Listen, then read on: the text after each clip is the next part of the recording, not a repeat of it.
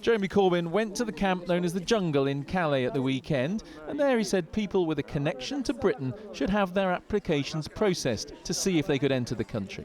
Today, David Cameron, under pressure over the tax deal agreed with Google, pounced on the Labour leader's comments and said this was an example of his weakness. Look at the record over the last week. They met with the unions and they gave them flying pickets. They met with the Argentinians, they gave them the Falkland Islands.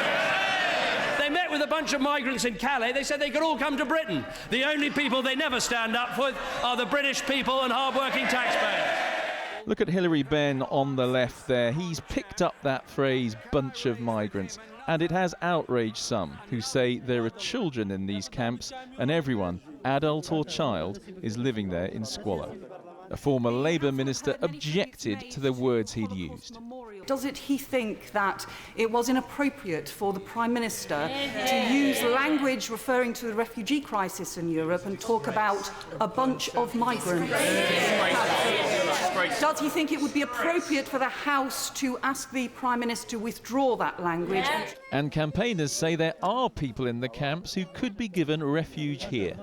Many of them have family in this country whom they are entitled to be with under our laws. And indeed, the court case only 2 weeks ago proved that if only the UK would respect those laws, people could and should be brought here to make their asylum claims here.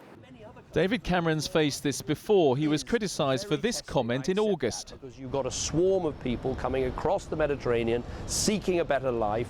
But whatever the language, whatever the misery on the ground here, the government's view is what the British voters expect is that their borders will be kept secure